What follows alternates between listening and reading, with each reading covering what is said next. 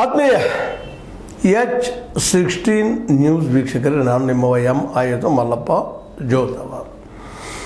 ನಮ್ಮ ವಿಶೇಷವಾಗಿ ಪಂಚಮಸಾಲಿ ಪೀಠದ ದೊಡ್ಡ ಗುರುಗಳು ಕೂಡಲ ಸಂಗಮ ಜಗದ್ಗುರು ಜಯ ಮೃತ್ಯುಂಜಯ ಸ್ವಾಮೀಜಿಯವರು ಒಂದಿಷ್ಟು ಸಿದ್ದರಾಮಯ್ಯ ಸರ್ಕಾರ ಅಥವಾ ಅವರ ನೀತಿಯ ವಿರೋಧವಾಗಿ ನಮ್ಮ ಮನಸ್ಸಿಗೆ ಭಾಳ ನೋವು ಮಾಡಿದರು.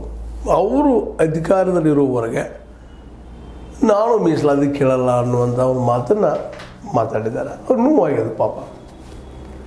ಆ ರೀತಿ ವರ್ತಿಸಬಾರ್ದಾಗಿತ್ತು ಆ ಸಂದರ್ಭದಲ್ಲಿ ಅಂತ ಅವ್ರಿಗೆ ಅನಿಸಿದ. ಅದ್ರ ತಪ್ಪೇನಿಲ್ಲ, ಅವರು ಪ್ರತಿಭಟನೆ ಮಾಡೋದು ಅವ್ರ ಹಕ್ಕನ್ನು ಹೋಗೋದು. ಆದರೆ ಅದನ್ನು ಆ ರೀತಿಯಾಗಿ ಮುಚ್ಚಿ ಹಾಕುವಂಥ ಪ್ರಯತ್ನ ಆಗಬಾರ್ದಿತ್ತು ಅನ್ನೋದು ಭಾಳಷ್ಟು ಜನ ನಮ್ಮ ಸ್ವಾಮೀಜಿಯವರ ಪರ ಇದ್ದಂಥವರು ಹೇಳುವಂಥ ಮಾತು. ಪಂಚಮಸಾಲಿಗಳಲ್ಲಿ ಬಡವರಿದ್ದಾರೆ, ಈ ದೇಶದಲ್ಲಿ ಎಲ್ಲ ಜಾತಿಗಳಲ್ಲೂ ಬಡವರಿದ್ದಾರೆ. ಆ ಮಾತು ಬೇರೆ. ಬಡವರು ಅದಕ್ಕೆ ತನ್ನದು ಕ್ರೈಟೀರಿಯಾ ಅದ, ಅದಕ್ಕೆ ಸರ್ಕಾರ ಜವಾಬ್ದಾರಿ ವಹಿಸಿ ಅಂತ ತೊಗೊಳ್ಬೇಕಾಗ್ತದೆ.